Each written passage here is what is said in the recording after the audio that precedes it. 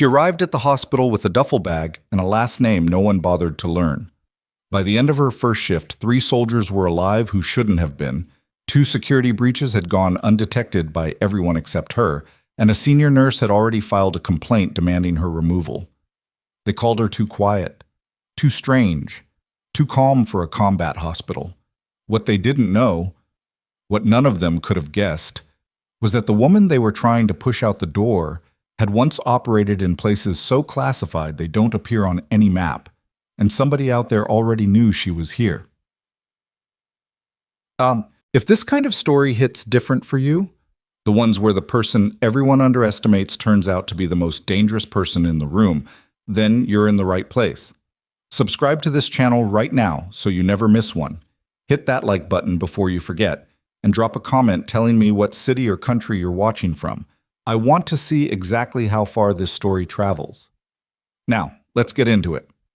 Tease. The bus dropped her off at the main gate of Callaway Military Medical Center at 6:47 in the morning, 40 minutes before her scheduled check-in. Lieutenant Mara Voss stood at the gate with her duffel bag over one shoulder and a printed order sheet folded in her jacket pocket. She was 34 years old, 5'6", with brown hair she'd pulled back without much thought and eyes that moved the way certain people's eyes move in unfamiliar places, not anxiously, just constantly, cataloging. The guard at the booth looked at her ID, looked at her face, looked at her ID again. "You're early," he said. "Habit," she said. He waved her through. Callaway sat on the edge of Drennan, Nevada, a place most people drove past without stopping, the kind of desert town that existed mostly because the military had needed somewhere flat and isolated to build things. The hospital itself was a blocky, sand-colored complex that had been expanded 3 times in 12 years, each expansion visible in the slightly different shade of the exterior walls. It served active duty personnel from 2 nearby bases, and in the last 18 months it had started receiving overflow casualties from overseas transport, soldiers too unstable to wait for a stateside facility farther east. It was not a quiet place. Even at 6:47 in the morning, the loading bays were active. Mara didn't go straight to administration. She took 4 minutes to walk the exterior perimeter, not hurrying, just moving. She noted 2 camera angles that overlapped badly on the east corridor, a service entrance that sat propped open with a folded piece of cardboard, and a white utility van that had been parked in the restricted vehicle zone long enough to collect a thin layer of desert dust on its rear windows. She filed all 3 observations and kept walking. The nursing supervisor on call was a heavy-set woman named Patrice Drummond, who had worked at Callaway for 11 years and wore her experience the way some people wear jewelry, visibly, on purpose, so you'd notice. She took Mara's paperwork without looking up from her desk. "Army background," Drummond said, reading. "That's right. We run differently here. Navy protocols, Navy pace. You'll need to adjust." "Understood." Drummond looked up then, studying her. "You're quieter than I expected." Mara didn't respond to that. The locker room was half full when she arrived. 3 nurses were changing shifts, and a 4th sat on a bench scrolling her phone. The one closest to the door, tall, with short red hair and a lanyard full of keycards, looked Mara over with the particular expression of someone deciding quickly whether to bother being friendly. She apparently decided no. "You're the Army transfer," she said. It wasn't a question. "Mara Voss." "Shelley Tran." She turned back to her locker. "Just so you know, the last Army transfer they sent us lasted about 3 weeks. Said the pace was too much." "Okay," Mara said. Shelley glanced back, visibly annoyed that she hadn't gotten a better reaction. "Okay? That's it? What else would you like me to say?" The 4th nurse on the bench snorted without looking up from her phone. Her badge said Nurse's Aide, Ketterman, L. She was maybe 22, with close-cropped dark hair and the exhausted look of someone in their 3rd consecutive double shift. "Don't mind Shelley," Ketterman said. "She's like this until about noon." "I'm like this because I've had to retrain 4 transfers in 8 months, Shelley said, slamming her locker shut. "It's not personal." Mara pulled on her scrub top. "I don't need retraining." The shift briefing was held in a narrow room off the main nursing station. Drummond ran it efficiently, moving through patient census, flagged cases, and supply updates in under 10 minutes. Mara sat in the back, listening. She asked one question about the protocol for unescorted contractors in the ICU corridor, and Drummond answered it without looking at her. Contractors are badged and logged. It's handled. Is there a secondary verification step? Visual confirmation against the badge photo? Ms. Voss, Drummond set down her clipboard. We have roughly 90 active patients, 2 understaffed wings, and a supply audit that has been postponed 3 times. I do not have the bandwidth this morning for hypotheticals about contractor protocols that have been functioning fine for 2 years. Mara nodded. She didn't push it. She was assigned to the post-surgical ward. Her preceptor for the first week was supposed to be a nurse named Garrett Hale, mid-40s, former combat medic, now nursing for 8 years. He met her at the ward entrance with a clipboard and an expression that said he had done this too many times. 12 patients, he said. 3 are flagged for hourly vitals, one's on a wound vac that's been giving us trouble, and bed 9 has been calling the nursing station every 20 minutes since 4 a.m. Don't let him rattle you. He's not actually in distress, he's just lonely. Which one has the wound vac issue? 7. What kind of trouble? Garrett looked at her. Intermittent pressure drop. We've checked the seal twice. Mara walked directly to bed 7 without waiting for him to continue. The patient was a sergeant named Delacroix, late 30s, a below-knee amputation from an IED 8 days post-op. He was awake, staring at the ceiling with the particular brand of boredom that comes from being stuck in a hospital bed when your body wants to move and can't. Morning, Mara said. He looked at her. New nurse. First day. Great. He said it without enthusiasm. She checked the wound vac tubing, not just the seal at the dressing, but the full line, running her fingers along it methodically. Midway down the tube, barely visible, was a hairline kink that had been folded against the bed rail and was intermittently collapsing the line under pressure. She adjusted it. The vac pressure stabilized immediately. Garrett was watching from the doorway. He didn't say anything. She completed the rest of the morning assessment with the quiet efficiency of someone who had done this in considerably worse conditions. Not fast for the sake of looking competent, just not wasting motion. She talked to her patients, not the professional bedside manner version of talking, but actually talking. Asking Delacroix what he'd been watching on his tablet, asking the patient in bed 3 if the shoulder positioning from the night shift was still working, catching the slight hesitation from the patient in bed 11 that suggested his pain wasn't actually as controlled as he'd reported it. She adjusted his medication documentation and flagged it for the attending physician before the morning rounds even began. By 10 o'clock, Garrett had stopped hovering. He was still nearby, but he'd relaxed into the kind of presence that meant he'd decided she didn't need managing. What he didn't notice, because he wasn't looking for it, was that Mara had spent a portion of her morning doing something else alongside the nursing work. She was watching the hospital.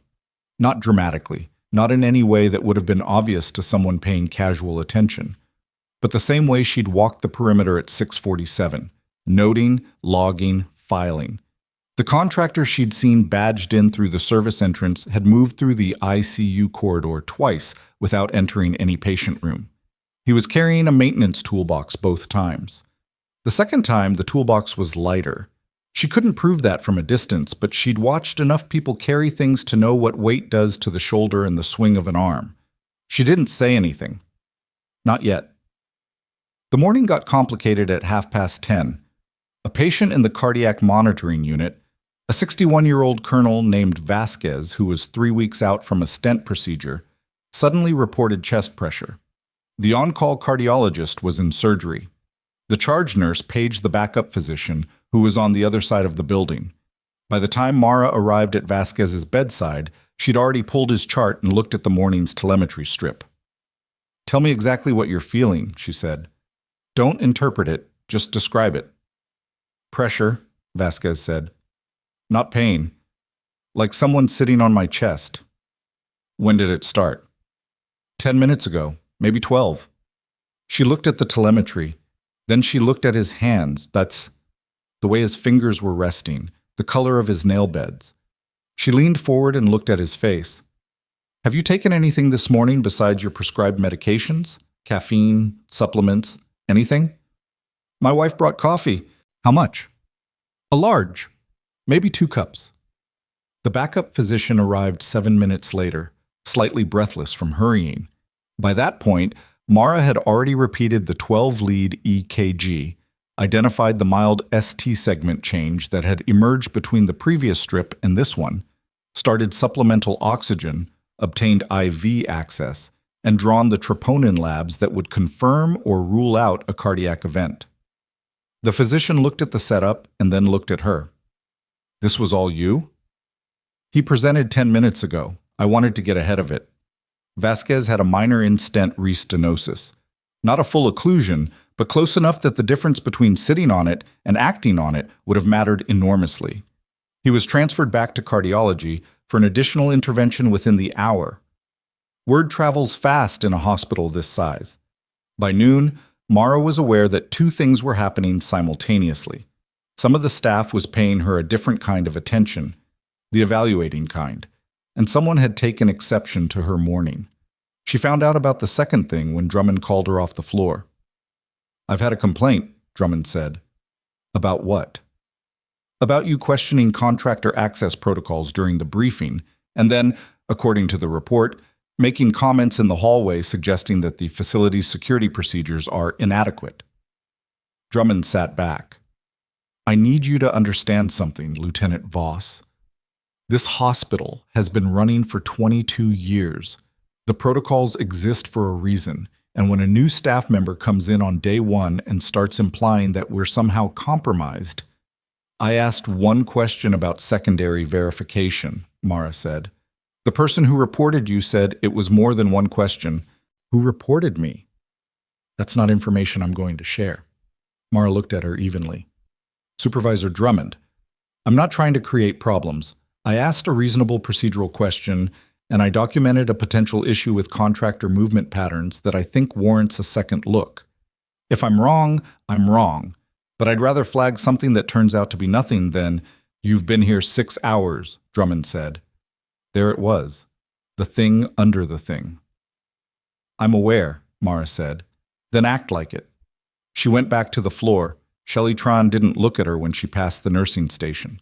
One of the newer nurses, a young man named Pryor, who'd barely spoken to her all morning, shot her a look that was somewhere between sympathetic and uncomfortable, the look of someone who knew something had happened but didn't want to be associated with it. The afternoon was quieter. She finished her rounds, updated her documentation, and spent a 20-minute break in the break room eating half a sandwich and watching the internal camera feed cycling on the hallway monitor mounted near the coffee station. Not surveillance, it was just there, part of the standard hallway display. But she watched it. The contractor appeared again at 2:15. Different area of the building this time. The administrative wing, nowhere near maintenance. She left the break room. He was gone by the time she reached the administrative corridor, but she stood at the junction and noted 3 things. The secondary camera at the corridor bend had been physically adjusted, its angle now showing mostly ceiling. A supply closet door that should have been locked based on standard protocol was closed but not latched, and on the floor near the baseboard, barely visible, was a small paper sticker, the kind that came on the back of equipment tags, which had been peeled and dropped carelessly. She took a photo with her personal phone. Then she went back to work. She tried once more with Drummond at the end of the shift. "I'd like to formally document a security observation," Mara said. She placed her phone on the desk, the photo visible. "I believe one of the contractors on today's access log has been moving through restricted areas without a documented purpose, and I believe a camera in the administrative wing has been physically repositioned." Drummond looked at the photo. Then she looked at Mara. "The camera angle changes occasionally due to cleaning staff," she said. "This wasn't a cleaning adjustment. The bracket was manually rotated." "Lieutenant Voss." Drummond pushed the phone back across the desk. "I am going to say this as clearly as I can. You have been here one day. You do not have the institutional knowledge, the security clearance, or the authority to make these kinds of determinations. If you have a security concern, the appropriate channel is the facility security office. Not my desk, not the break room, not the hallway, and not during a ward briefing. Has anything been reported to the security office? That is not your concern. Supervisor, we're done here, Lieutenant. Mara picked up her phone and left. The evening shift was coming on. She passed Ketterman in the locker room, the aide from this morning, still there, somehow, on what was evidently another extended shift, and Ketterman gave her a look that was somewhere between exhausted and curious. "You survived day one," Ketterman said, still standing. "I heard Drummond called you in. Word travels?" Ketterman pulled her jacket off her locker hook. "For what it's worth, Shelley filed the complaint. Not Drummond. Drummond's just the one who has to deal with it." Mara looked at her. "Why are you telling me that?" Ketterman shrugged. "Because I watched what you did with Vasquez this morning, from the door. And I've been here 8 months and I've never seen anyone move like that." She paused. "Not like nursing, like you knew what you were looking for before you even read the chart." Mara pulled on her jacket. "I've seen a lot of patients." "Army background?" "That's right." Ketterman nodded slowly, in the way of someone filing that answer away without being fully satisfied by it. "Okay, well, see you tomorrow, I guess." "See you tomorrow." Mara left the building through the main entrance, signed out at the gate, and walked to the temporary quarters she'd been assigned in the on-base housing block 200 meters east of the hospital. It was a single room, bed, desk, window that faced the parking lot. She set her duffel on the chair, sat on the edge of the bed, and opened her phone to the photo she'd taken of the supply corridor. She looked at it for a while. Then she pulled up the access log she'd photographed during the morning briefing, not because she was supposed to have it, but because she'd taken a picture of it when Drummond had left the briefing sheet on the table while stepping out to answer a page. 3 contractors on today's log. One of them had signed in at 700 and signed out at 11:30. The other 2 were still listed as active, hours after she'd last seen either of them in the building. She set the phone down and stared at the ceiling. This was the part she knew how to do: the watching, the cataloging, the building of a picture from the pieces nobody thought were important. She had done it in environments where getting it wrong meant something final. But this was a hospital, a military medical center with protocols and supervisors and 11 years of functioning security systems. She turned off the light at 2200. She was almost asleep when the phone buzzed. Unknown number. A text message, 4 words long. "They're already inside. Leave." She stared at the screen for a long time. Then she got up, got dressed, and went back to the hospital. The night air outside Callaway was dry and cold, the way Nevada desert nights always were. The kind of cold that had no humidity to soften it, just temperature dropping straight through your jacket. Mara walked fast, not running, because running draws attention, and she didn't want attention. She wanted to get back inside the building and understand what she was dealing with before whatever was happening had time to develop further. The gate guard was different from the morning. A younger man, maybe 23, who looked mildly surprised to see a nurse returning at 2200 hours on her first day. "Forgot something," she said, and held up her badge. He waved her through. The main entrance was locked after hours, which meant she used the side badge reader near the nursing staff entrance. She noted as she badged in that the entry log would show her return. That was fine. Let it show. She wasn't doing anything she'd need to hide, not yet. The night shift had its own texture. The hallways were dimmer, the overhead fluorescence dialed down to the evening setting, the constant daytime noise compressed into something quieter and more concentrated. There were still people moving. This was a hospital. It never fully stopped. But fewer, and with the particular focused economy of night shift movement, people who had learned to save energy because the hours were long. She didn't go to the security office. She'd considered it during the walk over and discarded the idea, at least for now. Walking into the facility security office at 10 at night with a screenshot of a contractor access log and a photo of an adjusted camera bracket on the basis of an anonymous text message she couldn't source was not going to produce the outcome she needed. What it would produce was a phone call to Drummond, a second complaint on her file, and possibly an early end to an assignment she'd barely started. What she needed first was more. She took the stairwell to the administrative wing, moving quietly in rubber-soled shoes that barely registered on the linoleum. The corridor where she'd found the adjusted camera and the unlatched supply closet was empty. She stood at the junction and looked at the camera. Someone had moved it back. The angle was corrected, or near enough that a casual look wouldn't catch the difference. But the bracket had a fine layer of dust on most of its surface, and she could see the small arc where it had been handled, where the dust had transferred to fingers and left the bracket surface slightly cleaner. Whoever had repositioned it had done so after she'd left. The supply closet was fully latched now. She tried her master badge on the reader. It opened. Her clearance covered general facility access, including non-restricted storage. Inside, it was a standard medical supply closet, shelved boxes of gloves, wound dressings, IV supplies. It looked exactly as it should. She moved methodically along the shelves, not pulling things apart, just looking. On the back wall, behind a case of saline bags stacked 3 high, she found a gap where a section of wall panel didn't quite meet the adjacent one. The gap was maybe 2 centimeters wide, and it ran vertically for about half a meter. It wasn't a door. It wasn't anything obvious, but the panel had been pushed, and pushed recently, because the dust seal at the bottom was broken and there was a faint smear on the face of the panel at roughly hand height. She didn't push it. Not tonight. She took photos. Then she restacked the saline bags exactly as she'd found them, left the closet, and went to find the one person she thought might give her a straight answer without immediately escalating it to Drummond. Garrett Hale was on the floor when she found him. Not as a patient, he was standing at the nurse's station looking at something on a tablet, apparently covering a gap in the night shift's staffing. He saw her come around the corner, and his expression did something complicated, cycling through surprise and then something more guarded. "You came back," he said. "I need to talk to you, not here." He looked around the station. The night nurse was in a patient room. The corridor was empty. Break room? Fine. The break room at this hour was empty and slightly too cold, the way hospital break rooms always felt at night, like they exhaled when the day staff left. Garrett poured himself a coffee he probably didn't need and leaned against the counter. He didn't offer her any. "What's going on?"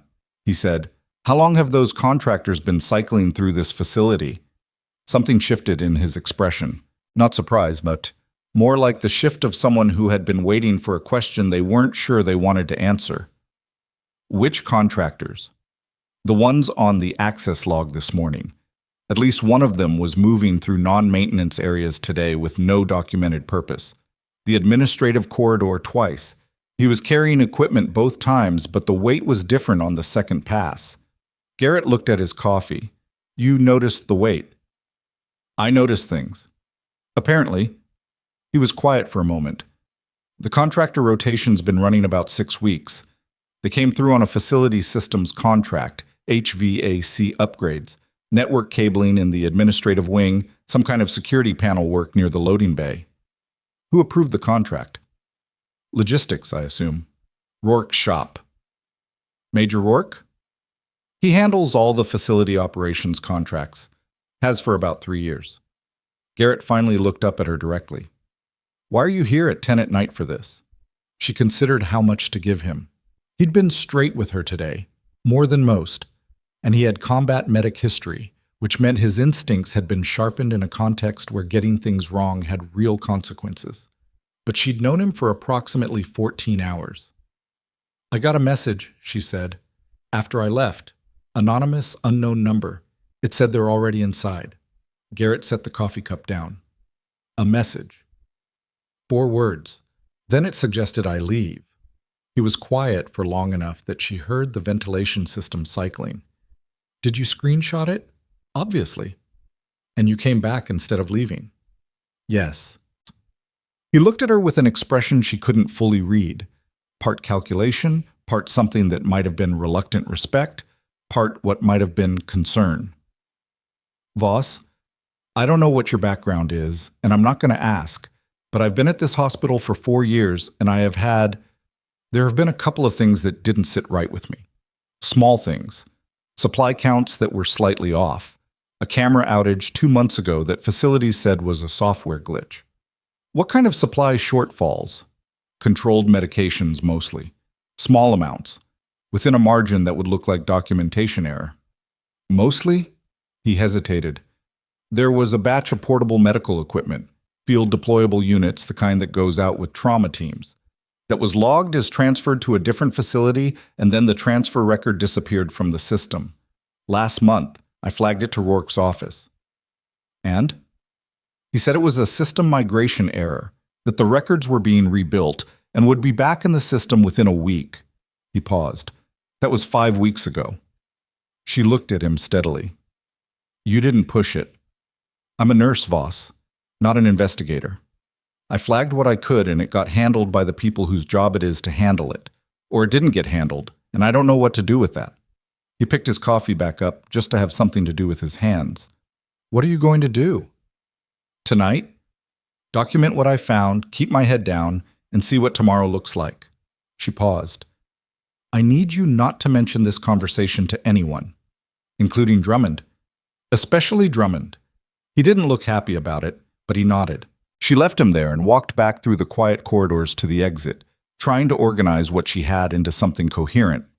Contractors with irregular movement patterns, an adjusted camera, a wall panel showing recent handling, a logistics officer whose supply discrepancy report had gone unresolved, and an anonymous text from someone who knew her well enough to know she was there and knew enough about what was happening to send a warning at precisely the moment she would still have had time to act on it.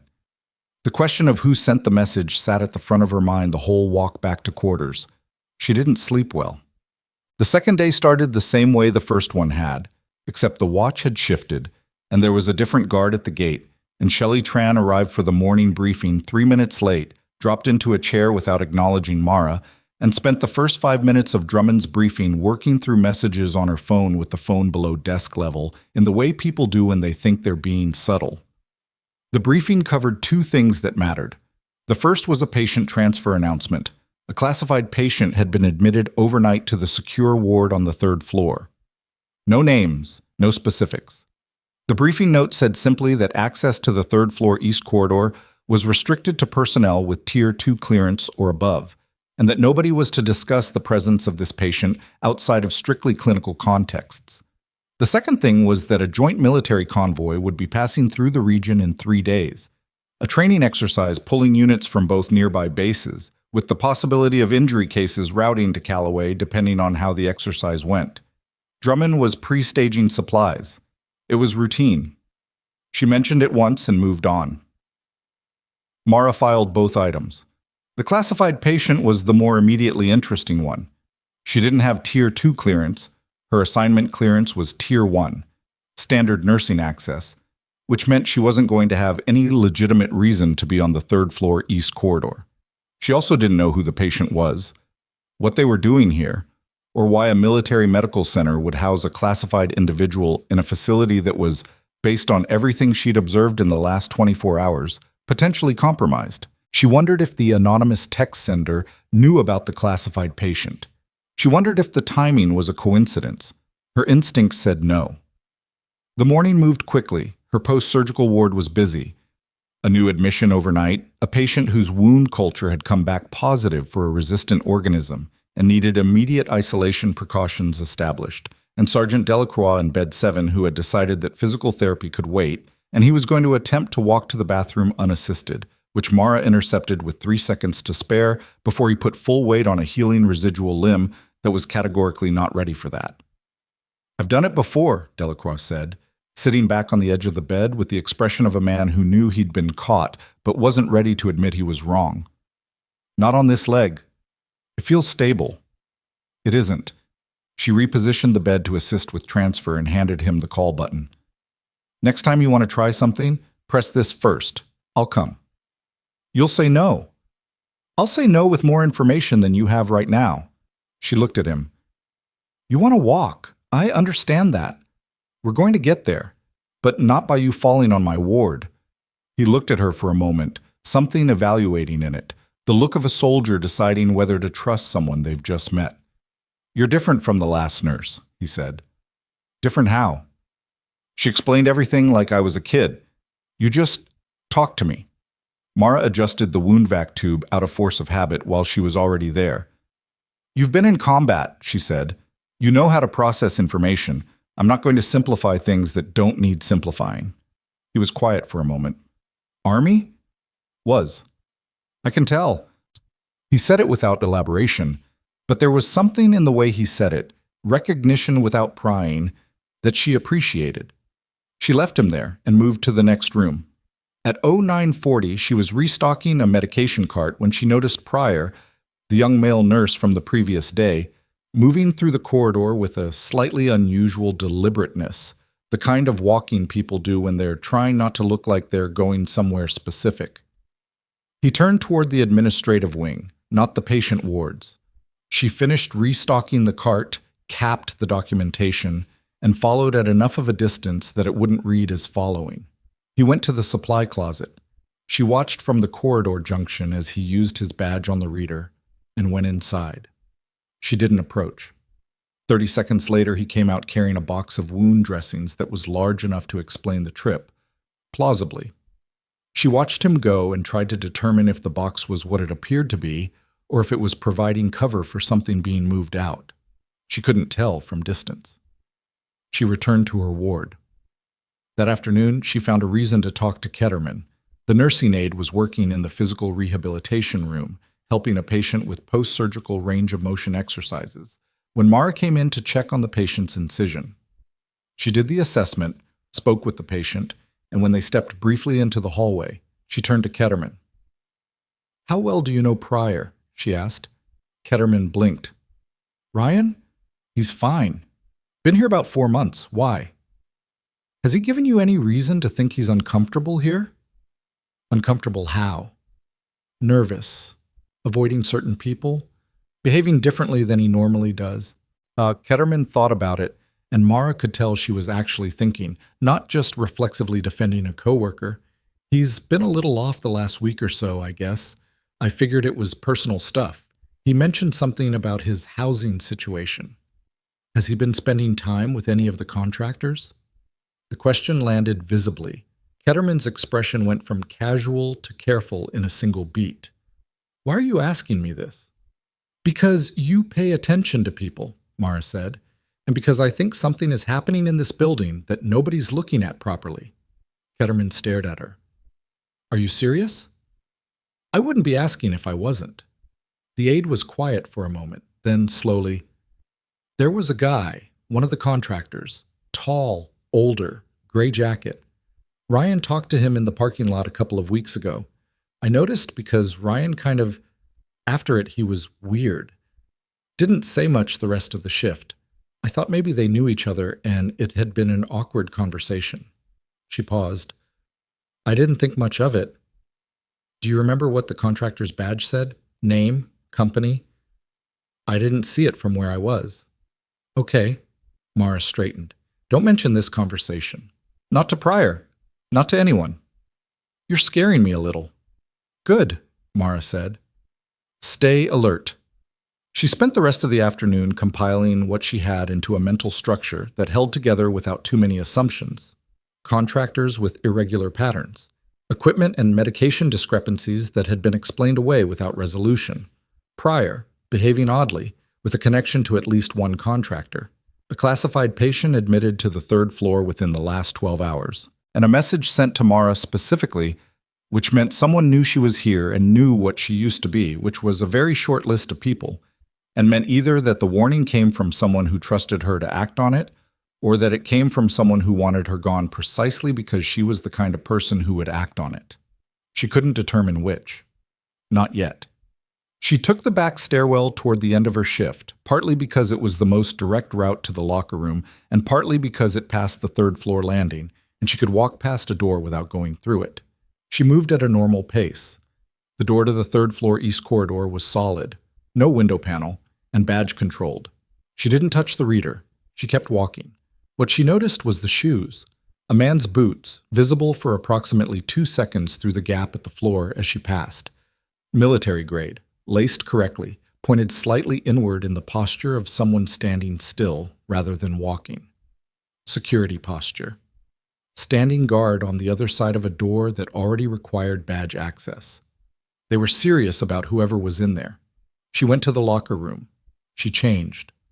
She was almost out the door when Shelley Tran came in, and for a moment they occupied the same small space, and Mara waited for Shelley to move past. But Shelley stopped. "I'm going to tell you something," Shelley said. She didn't look comfortable saying it. "All right. Drummond told me this morning to watch you. She didn't say why, she just said to note if you were going into areas you shouldn't be in or asking questions about things that weren't part of your assignment." She paused. I filed the complaint yesterday because I thought you were one of those transfers who comes in hot and makes everyone's job harder. I've seen it before. But I've been watching you today. And? You're not what I thought you were. Shelley's jaw was tight, like the admission cost her something. I don't know what you are, but I'm not going to report to Drummond that you took the back stairwell. Mara looked at her for a moment. Why not? Because Drummond's been anxious since yesterday in a way I haven't seen her anxious before. And I don't know what that means, but I don't like it. Mara nodded slowly. Thank you. She meant it, even though she didn't say it warmly, because warmth wasn't what the moment called for. Outside, the Nevada dark had come down fast the way it always did in the desert, temperature already falling, the hospital complex lit up against the flat black of the surrounding landscape. She walked back to her quarters, running the variables, trying to figure out what the next 18 hours would look like. She was nearly to the housing block when her phone buzzed again. Same unknown number. This time it wasn't 4 words. Convoy ambush planned. Hospital is the secondary objective. The patient on 3 is the primary. You have less time than you think. They know you came back last night. She read it 3 times.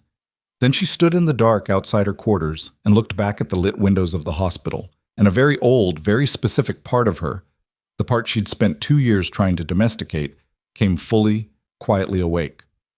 They knew she'd come back, which meant they had eyes inside the building, or on the perimeter, or both, which meant the window for quiet observation had just closed, and whatever was going to happen was already in motion, and the only question left was how much of the timeline she could get ahead of. She went inside. She did not change for bed. She sat at the desk and opened her phone and did the thing she'd been avoiding since last night. She made a call to a number she hadn't dialed in 22 months, a number that rang twice and connected to a line that was never voicemail, because the people who used that line didn't leave voicemails. The voice that answered was familiar and measured and gave nothing away. Voss? I need you to run a contractor company for me, she said. I need it in the next 2 hours. And I need to know who at this facility has the authorization level to request a classified patient admission without triggering a standard base security review. There was a pause, not the pause of surprise, but the pause of someone shifting from one mode to another. You're at Callaway. Yes. How bad? She looked at her phone screen, at the message still visible. You have less time than you think. I don't know yet, she said, but I think we're about to find out. She was still on the call when the first explosion rolled across the desert from the direction of Route 9, faint enough at this distance to be mistaken for thunder if you didn't know the difference. And Mara knew the difference, and she was already moving toward the door before the sound had finished crossing the dark. The explosion was distant enough that most people inside Callaway wouldn't register it as a threat. They'd hear it, maybe pause, maybe look toward a window, and then decide it was something else. A transformer. A controlled detonation from the base range. The desert made sounds carry strangely, and people filled in the gaps with whatever felt safest. Mara was already off the housing block steps and moving. She had the phone still in her hand, the call still connected. Convoy hit, she said. Route 9, my estimate 2 to 4 kilometers east. I'm going back in. Voss? I'll call you from inside. She ended it. The gate guard saw her coming at a pace that wasn't quite running and stood up straighter, hand moving instinctively toward his radio. I heard it too, she said before he could speak. Who's the duty officer tonight? Captain Melling, but get him on the radio right now. Tell him the convoy on Route 9 has been hit and Callaway needs to initiate mass casualty protocol. She badged through the reader. Do it now, not in 2 minutes. She didn't wait to see if he complied. She went straight to the main entrance, through the double doors, and into the organized low-grade motion of the night shift, which was about to become something else entirely. The charge nurse tonight was a man named Okafor, calm, capable, had worked nights at Callaway for 6 years. She found him at the main nursing station, and she spoke quickly and without hedging. There's been an explosion on Route 9, the joint convoy from the exercise. I believe we're going to have incoming casualties within 20 to 30 minutes. Okafor looked at her steadily. What's your source? I heard it. I know what convoy explosions sound like, and that's what I heard. She could see him processing, deciding whether to take her seriously or route her to someone else. You can wait for official confirmation or you can start staging, but if I'm right, you want to be ahead of it by 15 minutes, not behind it. He made the call in about 4 seconds. "Get me the on-call surgical team," he said to the aide at the station, and then he was moving, and Mara was moving with him. The next 22 minutes were the strange compressed kind, where time moved at 2 speeds simultaneously, fast when she was doing things, agonizingly slow in the gaps between. She helped stage the trauma bays, pulled the mass casualty supply carts from storage, and walked the ER charge nurse through a triage modification she knew from experience worked better with blast injuries than the standard initial approach, not because the standard was wrong, but because blast patterns produced injury combinations that needed a different sorting logic. "Where'd you get that?"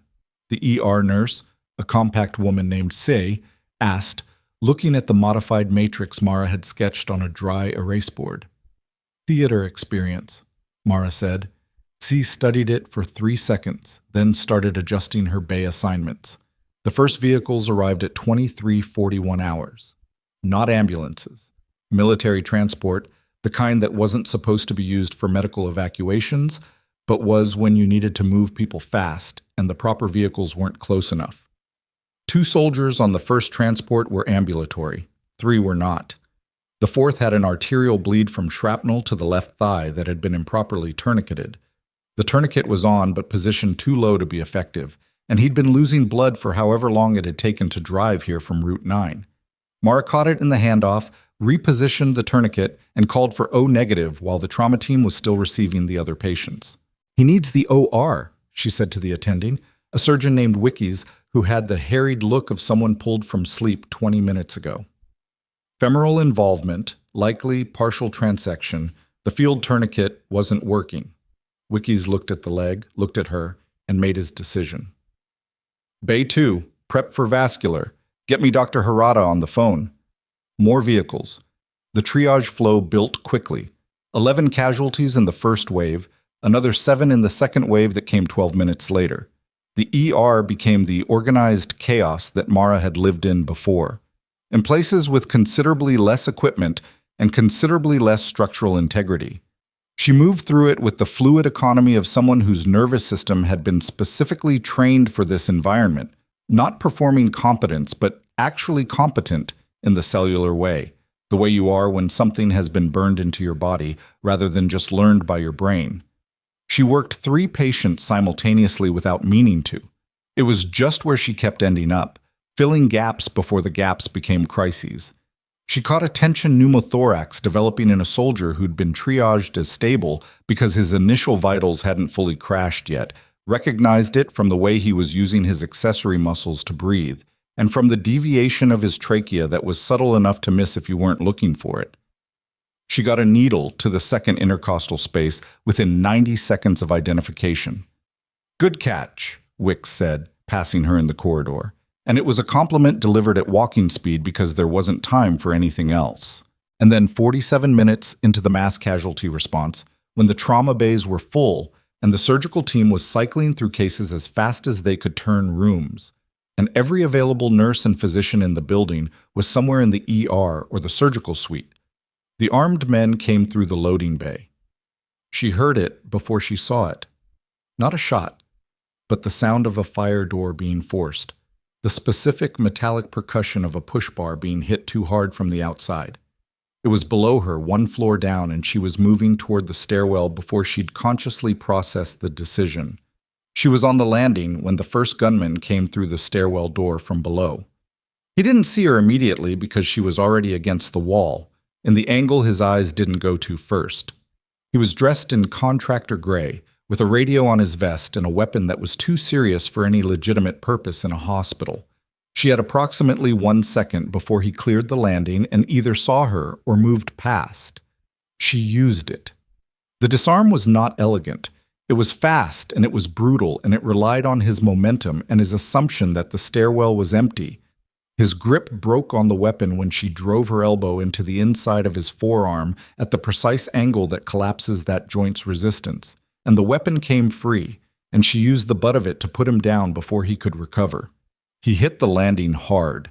She stripped the radio from his vest, moved to the stairwell door, and listened. 2 more voices below, coordinating in clipped phrases that weren't military standard but had military structure. Trained people operating a plan. She had a weapon she didn't want to use inside a building full of wounded soldiers and compromised structural integrity. She had a radio that would let her listen to their communications, and she had the beginnings of an understanding of what this was. Not a robbery, not a random attack, but a deliberate operation timed to the mass casualty response. Timed to the moment when every armed security asset at Callaway was either managing the ER chaos or had been drawn to the main entrance to help coordinate incoming transports. The hospital wasn't the target. The 3rd floor was. She moved. Up the stairwell, 2 flights, pushing through the 3rd floor door and into the restricted corridor. The guard who'd been stationed here, she'd seen his boots 2 days ago, was on the floor with his hands zip-tied behind him and a laceration on his temple that was bleeding freely but wasn't, from what she could see, life-threatening. He was conscious, blinking against the overhead lights with the stunned expression of someone who'd been hit from behind. "How many?" she said, kneeling next to him. He held up 2 fingers. "They went to the room?" A nod. She moved to the door of the secure room, pressed against the wall beside it. From inside, she could hear voices. Not panicked, controlled. 2 people speaking with the economy of people executing a plan. The patient inside was, according to everything she'd been told, a classified intelligence officer. What she didn't know was the officer's condition, whether they could be moved, or what exactly the men inside intended to do with them. She made a decision in about 3 seconds, because 3 seconds was as long as she had. She knocked on the door. Not a hesitant knock, a knock with authority, the specific cadence she'd once learned to associate with medical staff checking in. "Nursing check," she said. "Patient requires medication." A pause. Then a voice from inside. "Come back later." "This isn't optional," she said. "He's due for an IV medication that can't be delayed. If I don't administer it in the next 4 minutes, you're going to have a cardiac event to deal with on top of everything else." Another pause. Longer. She heard them talking, like, not the words, just the tone, the texture of 2 people deciding something under pressure. The door opened. The man who opened it was not the contractor she'd been watching for 2 days. He was larger, with the particular physicality of someone who had spent years doing things that required it. And he opened the door with his weapon ready, positioned so that anyone standing directly in front of it would have a very short and bad experience. She wasn't standing directly in front of it. She was at an angle because she'd moved while he was deciding, and when the door swung open, she was already inside his sightline's dead zone, and she went through the door low and fast before he could reposition. What happened in the next 11 seconds was not a clean sequence of efficient maneuvers. She took an elbow to the left side of her face that made her vision white out for half a second, and she hit the floor once in a way that would leave something bruised for the next 2 weeks. And the man was bigger and stronger, and the only reason the outcome tilted the way it did was that she had been trained by people who'd spent a decade figuring out how to make that not matter. She got inside his reach where his size stopped being an advantage, and she put him down with a technique that prioritized speed over economy because economy takes time she didn't have. The second one raised his weapon. The patient in the bed, she got a half-second look. Male, 50s, intubated, clearly not conscious, was behind her and to the left. She couldn't move right. She couldn't go forward into the weapon. She threw the first man's radio directly at the second gunman's face, not to injure him, to make him flinch and move the muzzle. And it worked well enough that when he fired, the shot went into the ceiling and not into her. And then she closed the distance before he could correct, and the weapon was out of his hands in a way that cost her a torn fingernail and a wrist that was going to ache for days. She got him down. She stood in the room for a moment, breathing harder than she wanted to be, and looked at the patient in the bed. Alive, monitored, the vital screen above his head showing numbers that were stable for someone who was sedated and intubated, and at the 2 men on the floor and at the guard's confiscated radio in her hand. Then she heard the transmission. The radio crackled and a voice said in the clipped operational shorthand of someone running a coordinated action, "Alpha, report. Do you have the package?" She looked at the radio. Then she looked at the door. Because the voice on the radio was not coming from below, not from the loading bay or the stairwell. The transmission signature was internal, close range, in building. And there was a third channel active that she hadn't heard until now, a quieter one underneath the primary, and the voice on that channel was giving a floor number. The third floor, but the room number it gave was not this room. She moved into the corridor, weapon raised, mind already running the building layout. The third floor east wing had 12 rooms, 6 on each side, and she was at the east end. The room number on the radio was at the west end, the junction point with the main corridor, which was also the location of the third floor server room where the hospital's patient records and internal communications were housed. They had split the operation, half to extract the patient, half to do something else. She started moving west. At the corridor junction, she stopped because there was someone already there. Not a gunman, but Pryor, the nurse from her ward, standing outside the server room door with his badge in his hand and the expression of a man whose conscience and his terror were currently destroying each other from the inside. He saw her. His face went through 3 things very fast. "Step away from the door," she said. "I didn't. They said nobody was going to get hurt. They said it was just data." His voice was fractured, the voice of someone who had made a decision weeks ago that had seemed manageable and had then watched it expand into something unmanageable. "Ryan," she kept her voice level. "Step away from the door right now and get on the floor and put your hands where I can see them. I am not going to hurt you, but I need you to do it now." He stepped away from the door. He got on the floor. His hands were shaking badly. "Is there anyone inside?" "One," he said. "One of them. He has a drive. He's copying files." "How long has he been in there?" "Maybe 6 minutes. I don't know." She tried the server room door, locked, needing a code she didn't have. She looked at Pryor. "Your badge doesn't open this." "No." "Who has server room access at this hour?" "Rourke," Pryor said, and then something moved behind his eyes. The specific look of a man who had just, under pressure, confirmed something he hadn't meant to confirm. She filed that. She had a weapon, a locked door, a man copying classified files on the other side of it, 2 unconscious gunmen in a secured patient's room, a compromised nurse on the floor in front of her, and a radio that was about to realize Alpha Team wasn't responding.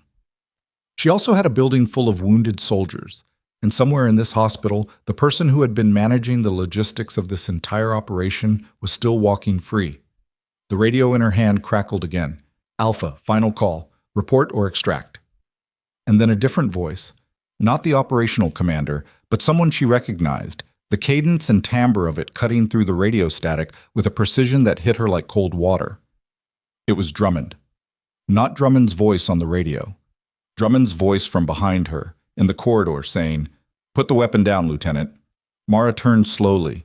Drummond was standing 10 feet away at the corridor junction, and she was not holding a clipboard.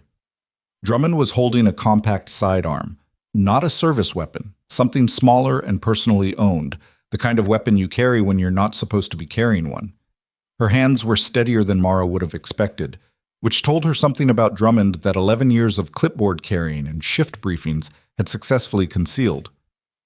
"Put it down," Drummond said again. Mara didn't put it down. She kept it at low ready and looked at Drummond the way she'd learned to look at people in moments like this. Not at the face, at the whole picture. Weight distribution. Breathing pattern. The microsignals that told you what someone was actually going to do versus what they were saying. Drummond's weight was back on her heels. Her breathing was elevated. Her trigger finger was indexed along the frame rather than inside the guard. She was scared, and she hadn't fully committed to the thing she was threatening to do. "If you wanted me dead," Mara said, "you wouldn't have told me to put the weapon down first." Something moved across Drummond's face. A fracture. Small, but real. "This doesn't have to go further than tonight," Drummond said. "The patient upstairs is extracted, the files are copied, and this building goes back to normal before morning rounds. Nobody else gets hurt. 3 of your people are already down. The convoy casualties in the ER are real soldiers, Drummond. Someone hit that convoy to create cover for this operation. That wasn't supposed to happen the way it did." The fracture in her voice widened. "The ambush was supposed to be a diversion. Minor. Nobody was meant to—" 4 soldiers came in with blast injuries tonight. One of them almost lost his leg because the field tourniquet was in the wrong position. Mara kept her voice level, not hard. That's what your diversion looked like. Drummond's jaw worked. The weapon drifted, not dramatically, maybe 10 degrees, the angle changing the way a person's aim changes when their conviction is losing ground underneath them. On the floor, Pryor had his face turned away and his palms flat against the linoleum and was breathing in the fractured rhythm of someone managing a complete unraveling. "How long?" Mara said. "What?" "How long have you been running logistics for them?" The pause that followed was its own answer. When Drummond spoke, her voice had compressed into something flatter. The register people use when they've crossed a threshold they can't come back from and have stopped pretending otherwise. 14 months. It started with supply rerouting, medical equipment, nothing classified. They told me it was going to humanitarian field clinics, places the official channels weren't reaching. It seemed... She stopped. "Plausible," Mara said. "Yes." And then it changed. It always changes. The bitterness was real and old. By the time I understood what it actually was, I was already documented. Transaction records, communication logs, everything I touched was in their files. I couldn't go to anyone without handing them proof of 14 months of my own participation. She stopped again. I didn't know how to get out. Mara looked at her, at the weapon that was no longer quite pointing at her, at the face of a woman who had been carrying something very heavy for a very long time and had reached the end of her capacity to carry it alone. "You kept records," Mara said. It wasn't a question. She could read it in Drummond's expression, the way certain people hold themselves when they've been maintaining a contingency they can't acknowledge. Drummond's eyes moved, just slightly. "You've been keeping your own documentation," Mara said, "in case this day came." Drummond said nothing, which was confirmation. "Then you have a path," Mara said. "Cooperation isn't absolution, but it's a path, and right now it's the only one open to you." She kept her voice steady, without pressure, because pressure would close the door she was trying to hold open.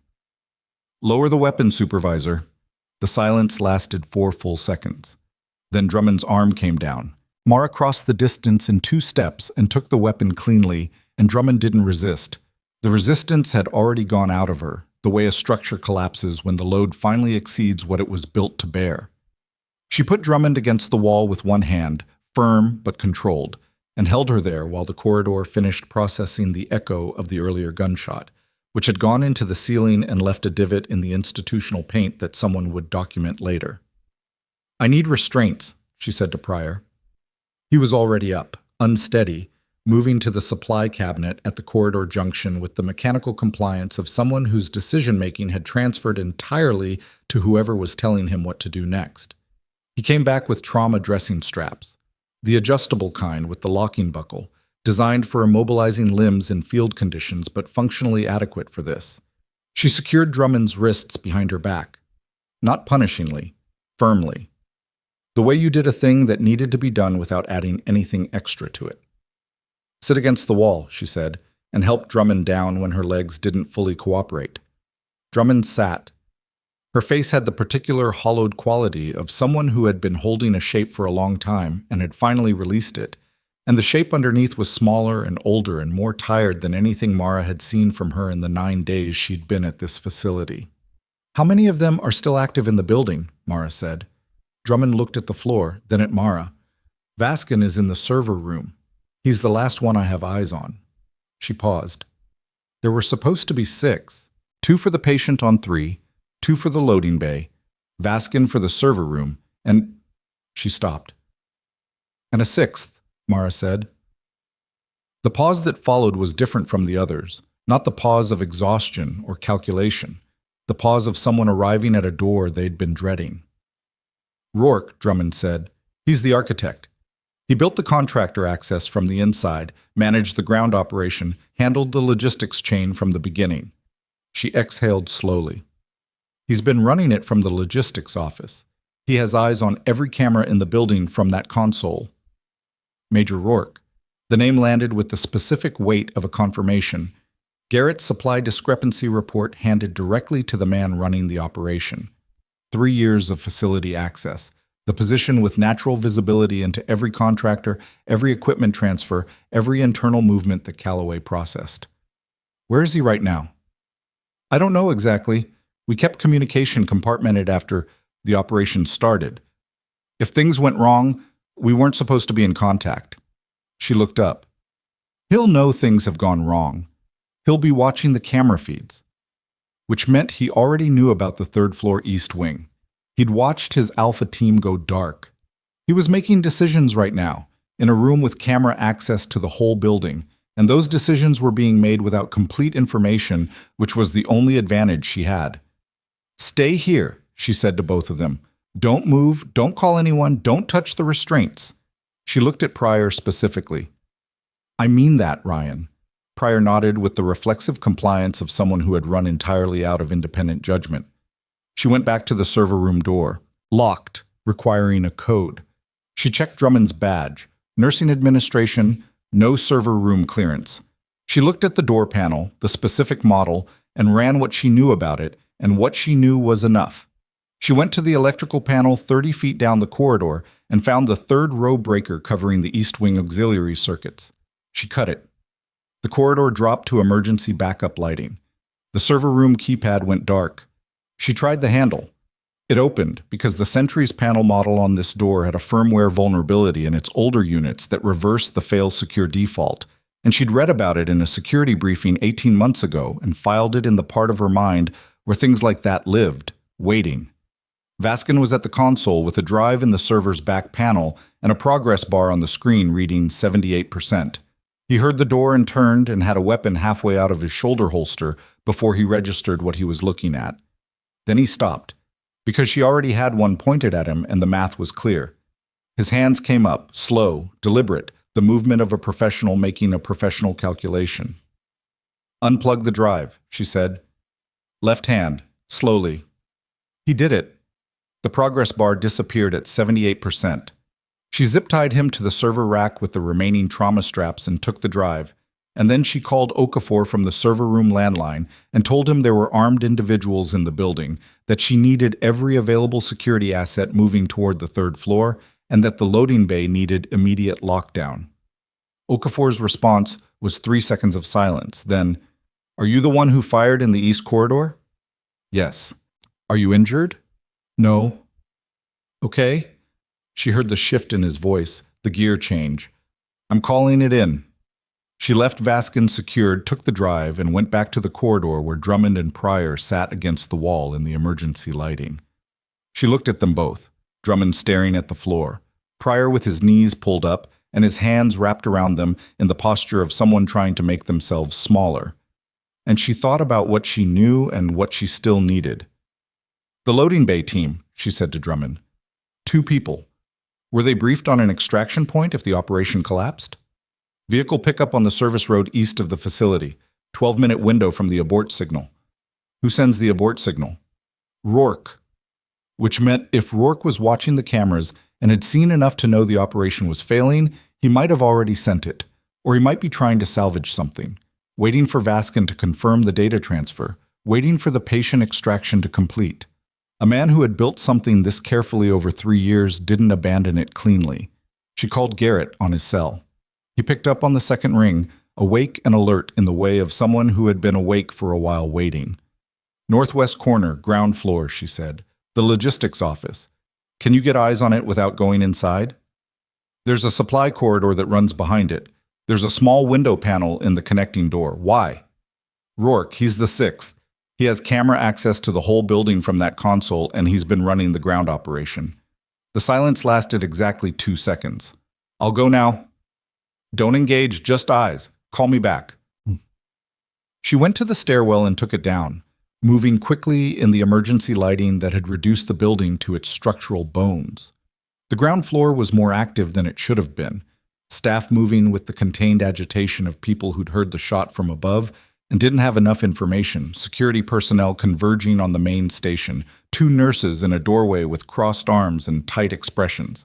She moved through it without explaining herself, northwest, following the building geometry she'd mapped on day 1. Garrett called back in 4 minutes. "He's there.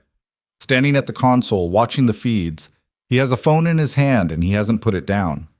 Is he on the call? I can't tell. He's looking at the screens.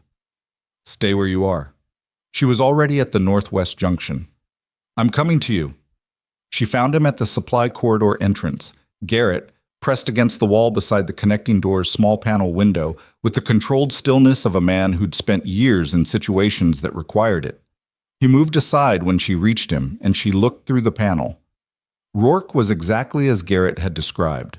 Tall, angular, standing at the monitoring console with a phone in his right hand, watching the camera grid with the focused attention of someone reading a battle that was going wrong. His posture hadn't collapsed. He wasn't panicking. He was assessing, which made him more dangerous than someone who was panicking because he was still capable of making decisions. She watched him for 30 seconds. He didn't make a call. He didn't move from the console. But his thumb moved on the phone screen, once, twice, and something changed in the camera grid display. One of the feeds dropped to static. He was wiping something, not the cameras. They were hardwired. He couldn't kill them from here. He was wiping the access log, the record of which credentials had been used, when, for which doors, the documentation trail that connected the contractor badges to their specific movements through the facility over 6 weeks. She went through the connecting door. The logistics office was larger than she'd expected. A working space, not just an office, with the monitoring console taking up an entire wall and filing systems along 2 others, and a work table in the center that had been cleared of everything except a laptop and 2 phones. Rourke heard her come through and turned, and he was fast, faster than a logistics officer had any business being, and the thing in his right hand was no longer the phone. It was a small black transmitter. She stopped, read the situation. He was 8 feet away, and the transmitter was in his hand, and his thumb was over the activation button, and she didn't know what it would do, but she knew what those devices were for. "You don't know what this does," he said. It wasn't a question. It was a statement designed to create a pause, and it worked the way he intended it to, buying him a fraction of information about how she'd respond. "Dead man signal," she said. "Either a remote wipe on whatever Vaskin was copying, or a contingency that creates a larger problem." She kept her weapon leveled. "But you're inside a military installation, and that transmitter will light up every monitoring system within 30 kilometers the moment you activate it, which burns your exit." His jaw tightened. The transmitter stayed in his hand, but his thumb didn't press. "The operation is over," she said. "Your extraction team is secured. Vaskin is zip-tied to your server rack. Drummond is in custody in the East Corridor. The patient on 3 is still in that room, still alive, still monitored." Something moved through his expression. The specific recalibration of a man whose planning had accommodated multiple failure modes, but not this specific configuration. He was looking at her with an attention that was different from how people usually looked at her, more specific and more informed, and she understood that he was running the same math she was. "You were placed here," he said. "I was assigned here. Before the patient transfer, before the convoy scheduling." He was thinking out loud, doing it fast, connecting the timeline. "Someone put you here 6 weeks ago, and you've been—" He stopped. Something shifted in his expression. Not fear exactly. The particular recognition of a man who has just understood that the thing he thought he was running was also being run around him. "Who are you?" he said. "The nurse you didn't vet thoroughly enough." "We vetted every—" He stopped again. His eyes moved to the transmitter in his hand and back to her. "Press that, and your only outcome is captured with additional charges," she said. "Don't press it, and cooperation is still an option. You built something complicated. The people who want to understand it will pay for that understanding. That's not nothing." She watched him calculate, watched the transmitter in his hand and the weight of 3 years of operational investment and the pragmatic arithmetic of a man who was deciding whether scorched earth was better than the alternative. He pressed it. She was already moving. She hit his forearm with a straight strike that sent the transmitter out of his hand and across the room before his thumb pressure could complete the signal connection, and she heard it skitter under the monitoring console and hit the back wall. She had him against the desk in the same motion, his arm in a position that communicated clearly what resistance would cost. And he was bigger than her, but she wasn't trying to overpower him. She was using the desk edge as leverage and using his own forward momentum against him. And it worked well enough that his choices narrowed to one. He stayed down. She kicked the transmitter further under the console, away from hands, away from feet, and held Rourke's secured arm and looked at the camera grid. The loading bay feed showed two figures in tractor clothing who had stopped moving and were standing in the bay talking to each other in the tense, still way of people whose radio contact has gone silent and whose window is closing. She picked up the logistics office landline and called the security station. Loading bay, two individuals in contractor clothing. They're aware the operation has failed and they're deciding whether to run. She gave her name and badge number and set the phone down without waiting for a response. She found a network cable on the console table and used it on Rourke because she was out of trauma straps and needed something that would hold until the security team arrived. Then she stood over him and looked at the camera grid. The building laid out in miniature, every corridor and entrance and patient area visible from this room, and understood what 3 years of sitting at this console had given him. The whole facility, visible.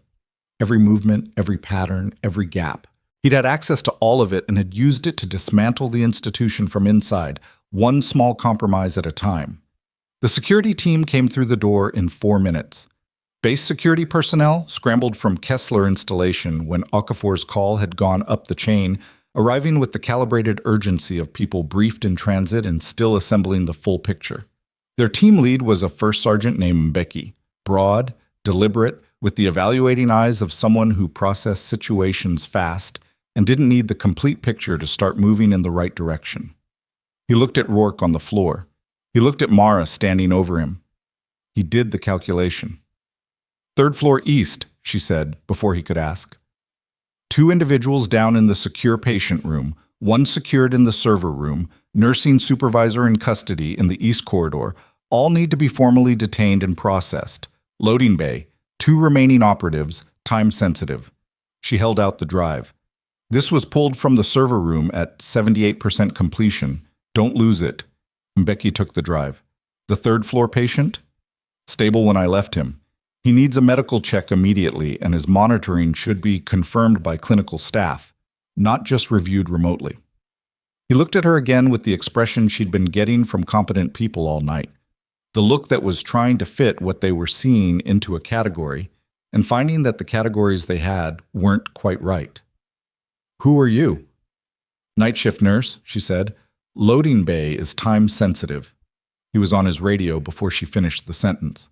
She followed the security team as far as the ground floor junction, then split off toward the ER, because the mass casualty response was still running, and she had patients she'd been pulled away from for the last 90 minutes, and the patients didn't care what had happened in the corridors above them.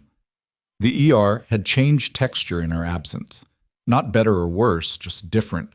The way crisis sites evolve as the acute phase shifts into sustained management. The first convoy wave had been distributed to surgical and the wards. The second wave was mostly stable. Wikis was still in the OR. Say was at the nursing station with the compressed focus of someone who had been running at maximum output for hours and had found the gear below maximum and was holding it. She looked up when Mara came through. Her eyes went immediately to Mara's face. The bruising on the left cheekbone that was developing properly now, the slight swelling at the orbital edge. "There was a gunshot," Z said. "I know." "From the 3rd floor." "I know. What do you need?"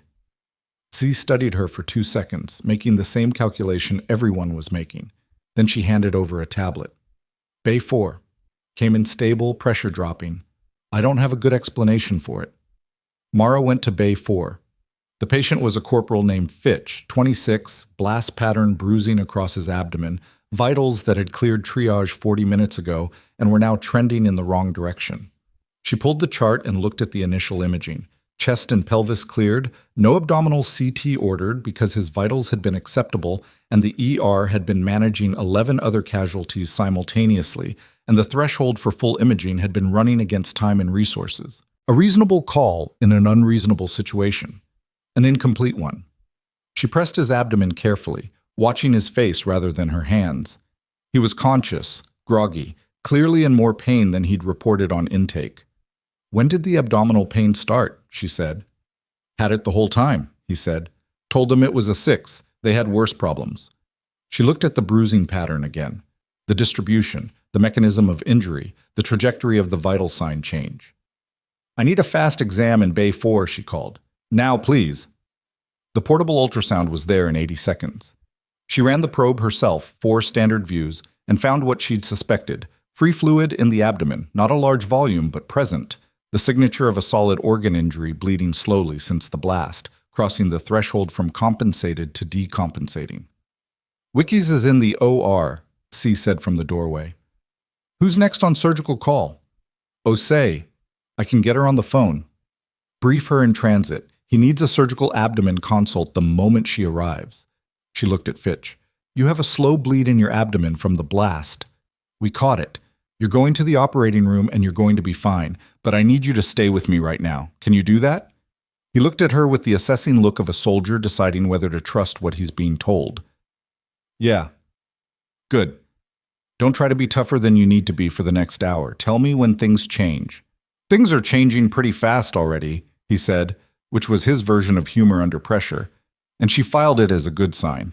She stayed with him through the monitoring adjustments, the IV fluid management, the surgical consent process that C handled with the efficiency of someone who'd done it under pressure before. Osei arrived 20 minutes later, compact, decisive, with the particular energy of a surgeon who'd been pulled from sleep and had left sleep behind without negotiating with it. She looked at the ultrasound images, confirmed the clinical picture in 3 minutes, and had Fitch moving toward the OR in 12. Mara was at the nursing station updating documentation when Garrett appeared around the corner. He had the look of a man who had spent the last 2 hours watching his hospital become something he didn't fully recognize and was still in the process of deciding what to do with that. He stopped in front of the station and looked at her face. The bruising fully visible now, the swelling settled. Tell me what happened, he said. She gave him the shape of it. Not the complete version. Some of it would need to go through proper channels before she could speak freely. But enough. Drummond, Rourke, the server room, the classified patient, the transmitter, how the pieces connected to the things he'd already been seeing for months without the framework to understand what he was seeing. He listened without interrupting. When she finished, he was quiet long enough that she heard the ventilation system and the monitors and the distant movement of the night shift doing its work. I handed the supply discrepancy report directly to Rourke, he said. I walked into his office and put it on his desk. I know. He looked at it while I was standing there. He said he'd look into it. His jaw worked. He was running the thing I was reporting. Yes.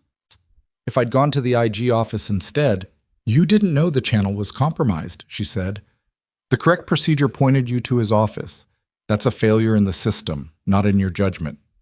He absorbed that without looking fully convinced, which was honest, because the distinction between systemic failure and individual failure was real, but it didn't make you feel better when you'd been looking at the person responsible for months and missed it.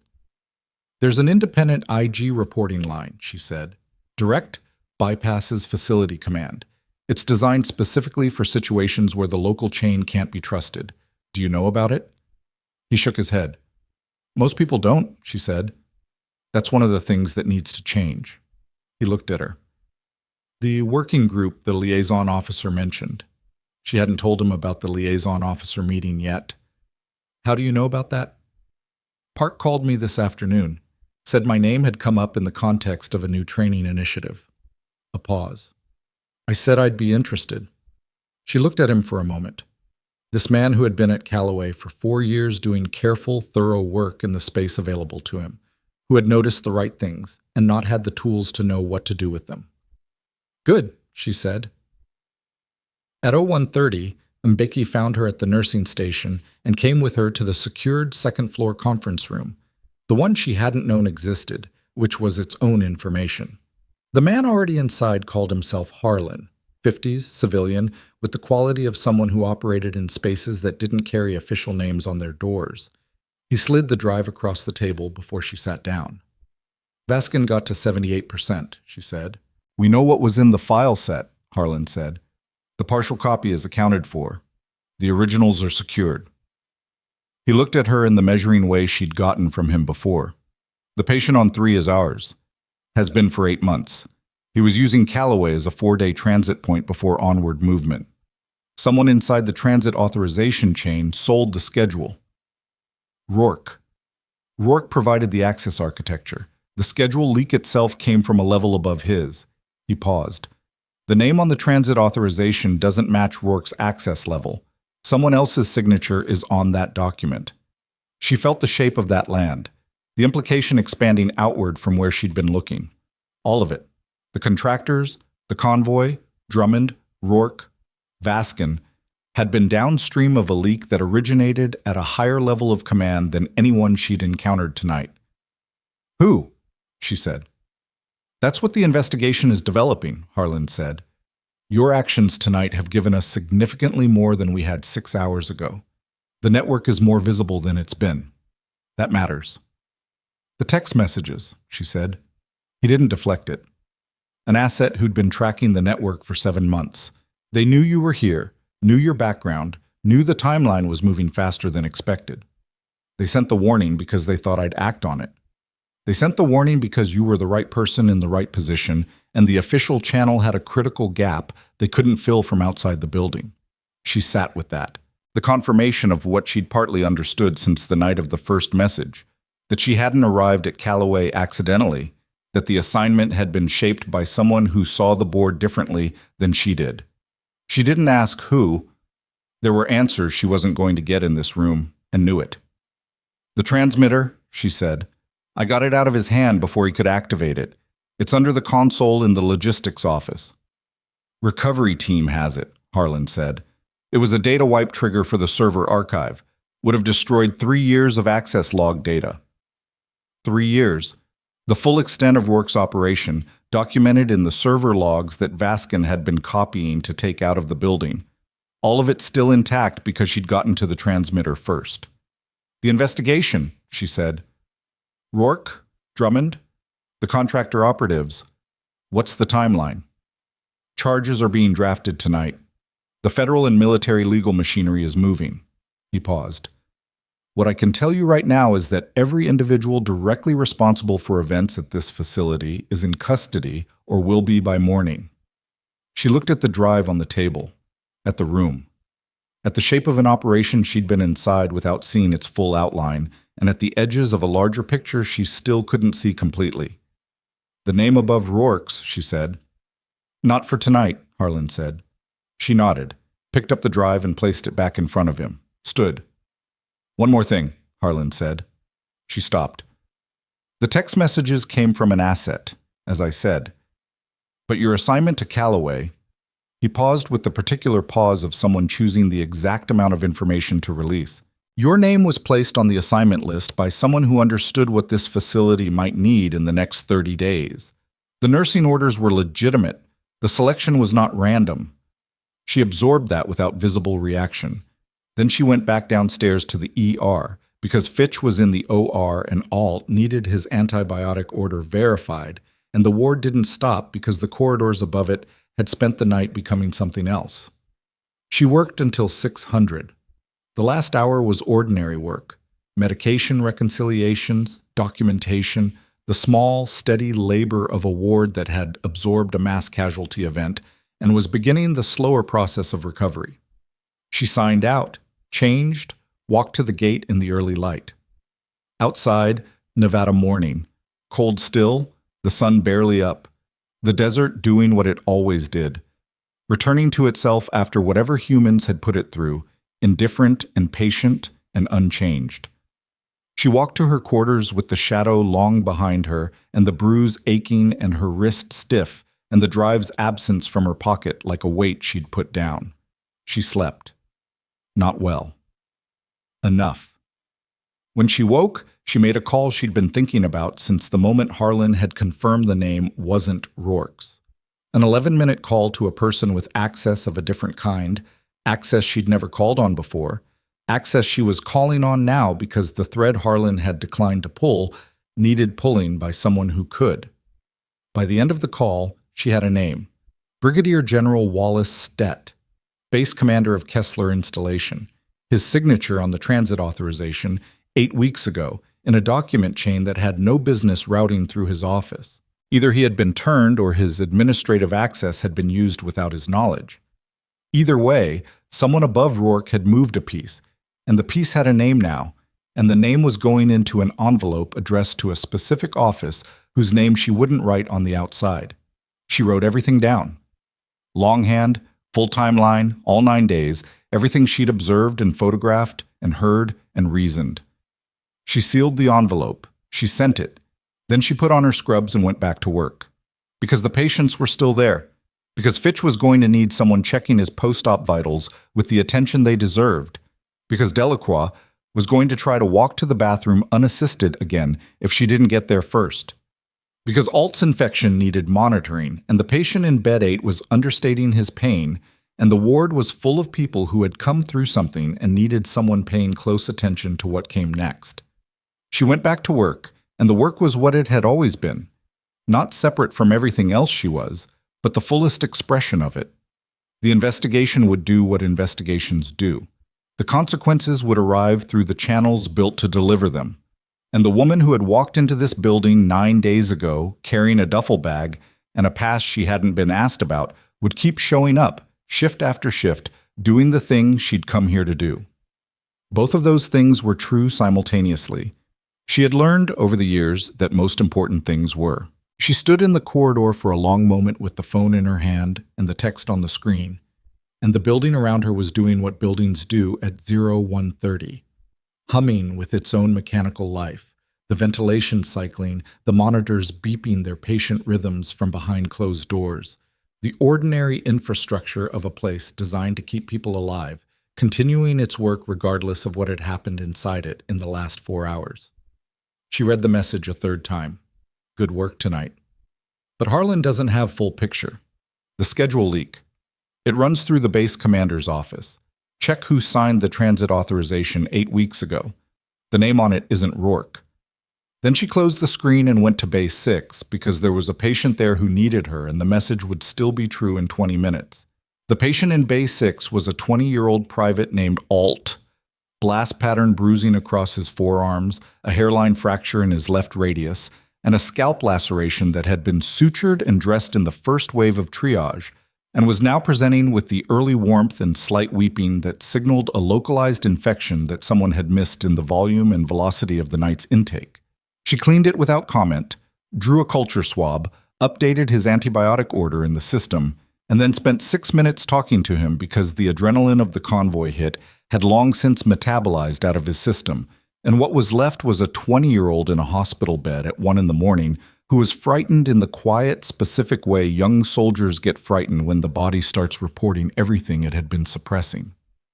"Is it serious?" he asked, meaning the infection. "Caught early," she said. "You're going to be fine." He studied her face. "You sure?" "I'm sure." She meant it without qualification. Some things she could be certain about. She finished the documentation, signed off the antibiotic order, and stood for a moment at the station with the screen in front of her and the phone in her pocket, and the text message sitting in her mind like a stone in still water, sending its rings outward. The name on the transit authorization wasn't Rourke, which meant the infiltration of the authorization chain ran higher than a logistics officer, higher than a nursing supervisor, higher than the internal hospital network she'd spent the last 4 days watching. It ran upward, into the command structure that had built and maintained and theoretically protected this facility. And that was either the most frightening thing she'd encountered in the last 72 hours or the most clarifying one, depending on how you chose to hold it.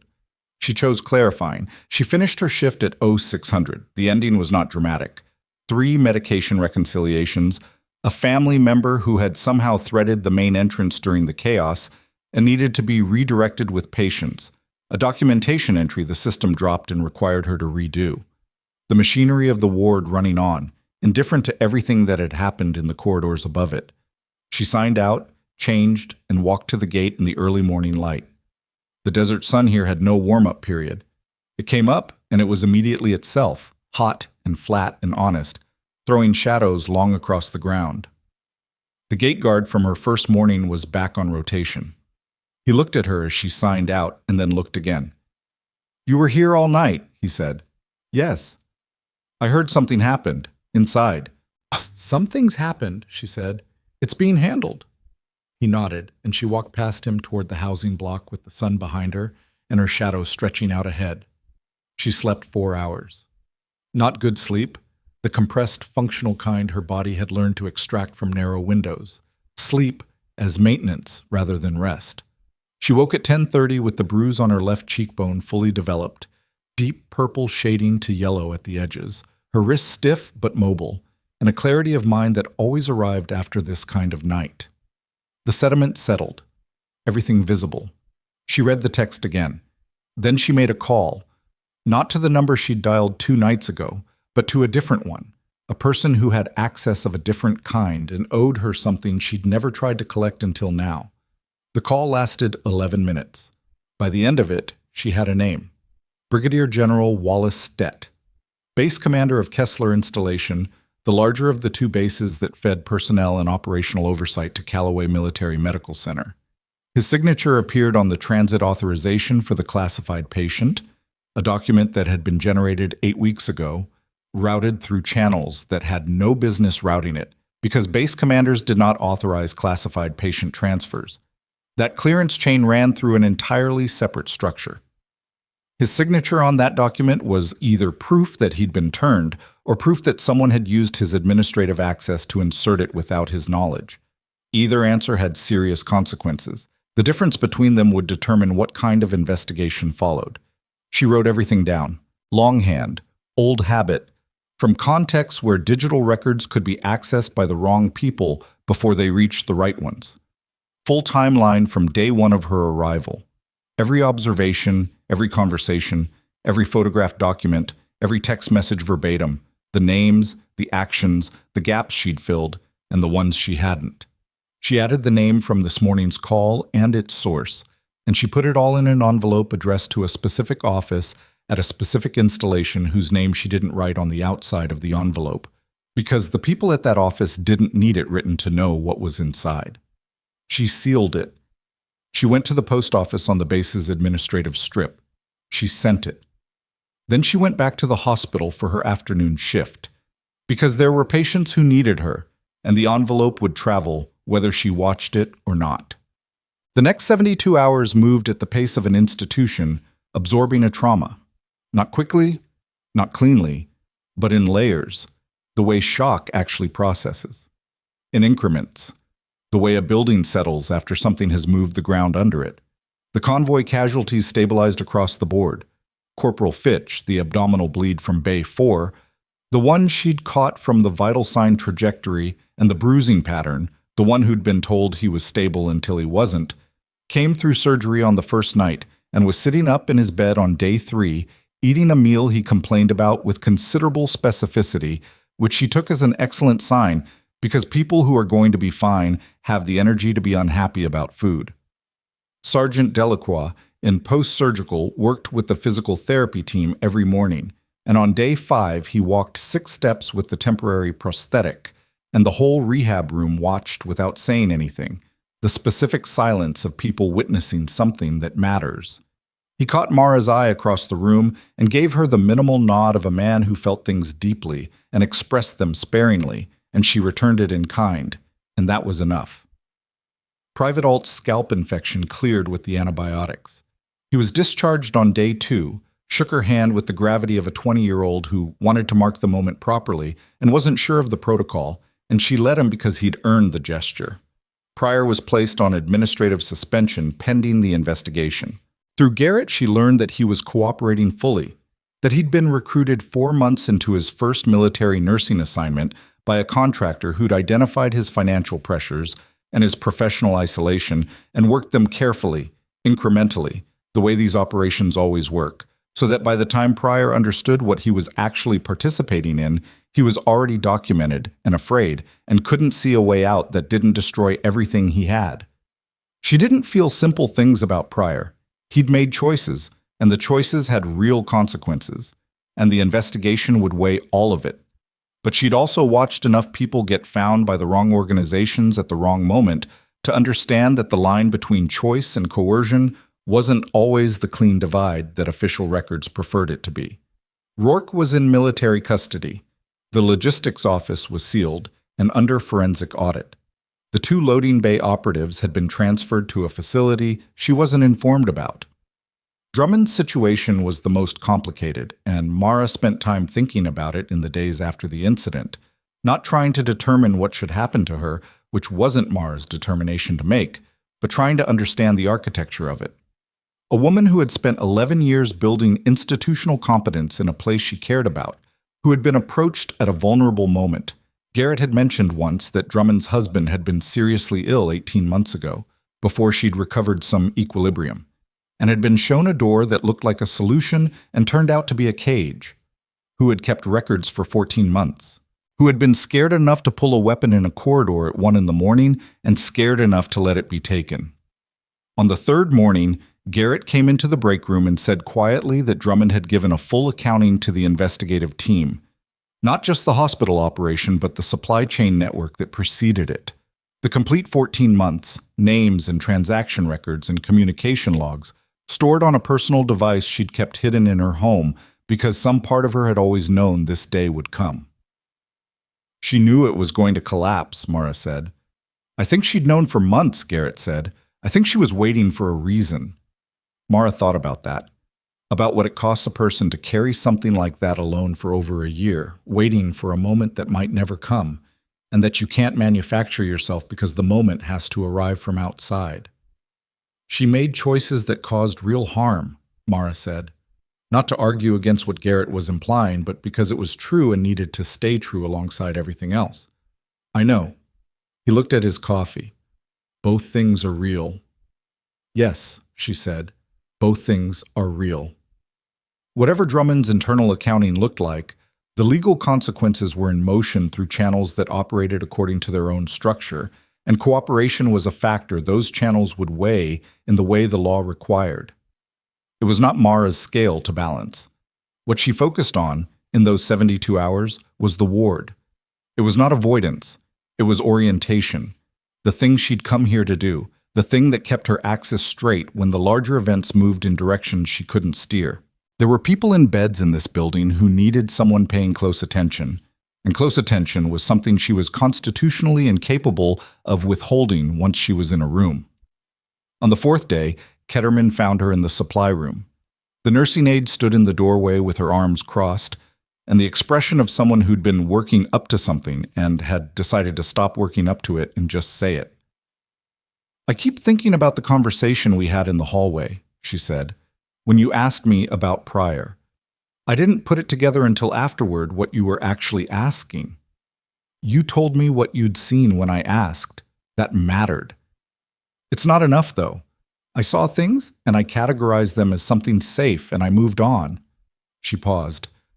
I want to know how to do it differently. Mara stopped restocking and looked at her. You already do some of it. You noticed the change in Pryor's behavior. You noticed the contractor in the parking lot. You saw the things. You just sorted them into a folder called Probably Nothing. How do I stop doing that? You don't stop entirely. Most things are probably nothing. The skill isn't treating everything as a threat. That's just paranoia, and paranoia makes you useless. The skill is holding the category open a little longer before you close it. Letting the thing sit in I don't know yet instead of pushing it into nothing because nothing is more comfortable. Ketterman turned that over. How do you know when to push? When two things don't fit together. One thing out of place is noise. Two things that don't fit with each other. That's signal. She picked up the restocking clipboard. You noticed Pryor was off. You noticed the contractor. You didn't put them next to each other. Because I didn't know there was a reason to. Right. That's what training does. It gives you a framework for what goes next to what. That's what I want to build. She said it without planning to, but she'd been thinking about the working group since the liaison officers' meeting earlier that day, and it was already taking shape in her mind, the thing it needed to become. Not just for you. For every nurse in every military medical facility who's the person in the room when something starts to go wrong. Ketterman looked at her for a long moment. Can I be part of that? If you want to be, yes.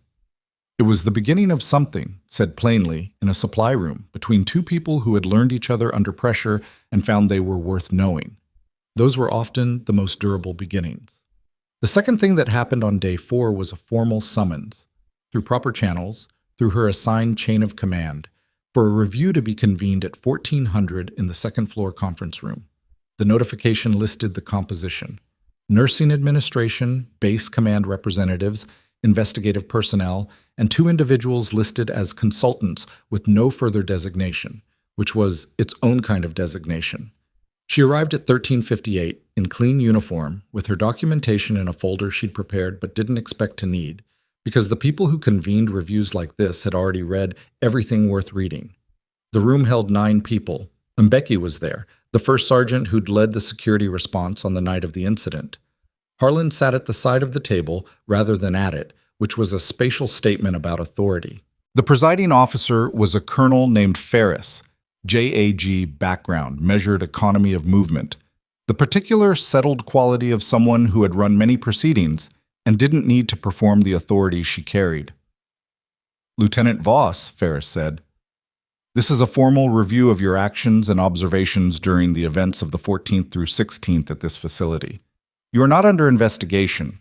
This review exists to establish a complete factual record and to ensure that your contributions to the outcome are appropriately documented. You may speak freely." Mara sat down and spoke freely for 2 hours and 14 minutes. She answered precisely, without elaboration beyond what was asked. She described judgment calls in terms of available information and available options, because that was accurate and because it was the account that would hold up to scrutiny, and she didn't have anything to hide from scrutiny. She disclosed the text messages, both of them, verbatim. She disclosed the call on the night of the incident. She disclosed the call 4 days later that had produced the name Stett. At the name Stett, the room shifted. Subtle. A postural adjustment from the person 2 seats left of Ferris, a change in Harlan's expression that came and went in under a second. But she was trained to read rooms the way she was trained to read patients, and she read it. "What did you do with the information regarding General Stett?" Ferris asked. "I documented my full account, including that name and its sourcing, and placed it in an envelope addressed to an office I didn't identify on the exterior." "And you're confident it reached the appropriate recipients?" "I sent it to people who I knew would know what to do with it," she said. "Yes." A beat passed. "It did," Ferris said. Then Ferris set a document on the table and slid it across. A summary, classified. She understood she was being shown it, not given it. The transit authorization with Stett's signature had been forensically examined. The signature had been digitally inserted into the document by someone with administrative access to the base command system, not Stett, not from his direct credentials, but from an embedded access point that had been installed 7 months ago by a civilian contractor who worked inside the base administrative office. A different contractor company from the Callaway cell, but with provable communication links to the same network. 2 branches of one operation, operating independently in the same institutional environment, each providing cover for the other without direct contact. When it had been brought to Stett's attention 6 days ago, he had immediately and fully cooperated. His office's communication logs had produced additional network connections the investigation was still mapping. The operation was larger than this facility, Ferris said. Callaway was 1 node. The full scope is still being developed by the investigative body, and I can't share that scope in this setting. What I can tell you is that the individuals directly responsible for events here are in custody or facing formal charges. Major Rourke has been charged under the Uniform Code with multiple counts: dereliction of duty, conspiracy, facilitating unauthorized access to a classified military asset, and additional counts I won't enumerate. Supervisor Drummond has been charged with conspiracy and misconduct, cooperation formally noted. The contractor operatives are in federal custody. She paused. Vaskin is providing substantial cooperation with the investigation, which is proving more useful to the broader effort than his silence would have been. "The person who sent me the messages," Mara said. Ferris looked at her without hurrying. "An asset of a program I'm not able to discuss in this context. What I can tell you is that they had been tracking this network for 7 months, and your actions on the night of the 14th advanced their work in ways that would have taken them significantly longer to achieve independently." It was everything she was going to be told, and she accepted it. Ferris nodded to the officer on her left. A second document was placed in front of Mara. A formal commendation, issued through the Military Nursing Corps, co-signed by the investigative authority and the acting base command. Her name, a precise account of what she'd done, and at the bottom, a notation. Her service record, the portions previously sealed, had been formally referenced in the file associated with this commendation. Not declassified. Referenced. Anyone with appropriate clearance who reviewed her record going forward would see that it existed and what it meant. She looked at the document and felt something she hadn't anticipated. She had told herself, over the 2 years since she'd left the other work, that she was past needing the record to reflect what was true about her. And she had been past it, mostly. But mostly is never entirely, and the thing that moved in her chest was real, and she didn't try to dismiss it or explain it away. She let it be what it was, the relief of a person whose truth had been quietly carried without witness for a long time, finally set down somewhere permanent. "Thank you," she said. 2 words carrying a weight she didn't try to transfer into more words, because more words would have diluted it. She went back to the ward the next morning. Coffee, patient census, rounds. The ordinary sequence of a shift beginning. Shelley Tran was already at the nursing station. There was a moment between them. The kind of moment that happens when 2 people have been wrong about each other and are now standing in the aftermath of that, neither sure of the first step. Shelley looked at her and said, "Your coffee's going to get cold if you stand there," which was the least graceful olive branch Mara had ever received, and she took it without comment and went to the station, and they stood there together in the specific silence of 2 people beginning something over with imperfect materials, which is the only way anything real ever begins. 2 days later, at the end of a shift, Shelley found her and said without preamble, "I filed the complaint because I thought you were going to be the kind of transfer who makes everyone's job harder. I also filed it because you moved faster than me on the Vasquez case, and I didn't like how that felt." She said it the way she said most things, flatly, without adornment, as if softening it would make it less honest. "I was wrong about what I thought you were." "You were doing your job," Mara said. "And your read wasn't unreasonable based on what you had." "It was, though. I made the call before I had enough." Shelley's jaw tightened. "I do that. I know I do it. I'm working on it." "The fact that you know it is more than most people get to." Mara meant it straightforwardly. Shelley looked at her with the evaluating regard of someone mid-recalibration. "You're strange," she said, not hostilely. "I've heard that. I don't mean it as a problem." "I know." That was the whole conversation. Contained, imperfect, sufficient. It was not a friendship yet. But it was the ground one could be built on, and Mara understood that ground was not nothing. Garrett was quieter in the days after the incident. Not damaged, not withdrawn, but carrying something through a private process that he was working on his own timeline. She didn't push. On day 6, he sat next to her in the break room and said, "I keep going back to the supply discrepancy report, the one I handed to Rourke's office." "I know.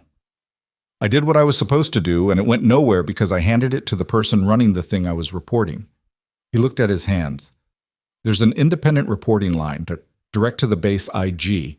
I didn't use it because Rourke's office seemed more direct, faster." He paused. "I won't make that judgment call again." "Good," she said. "Not, it wasn't your fault?" Because it hadn't been entirely his fault. But the lesson he'd drawn from it was more valuable than absolution, and he deserved to keep the lesson. That IG line exists for exactly that reason, and most people don't know to use it. "That's the problem," he said. "It exists and nobody tells you it's there."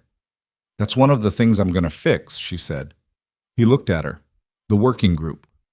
"Among other things." He was quiet a moment. "Can I be involved?" "I was going to ask, but Dad."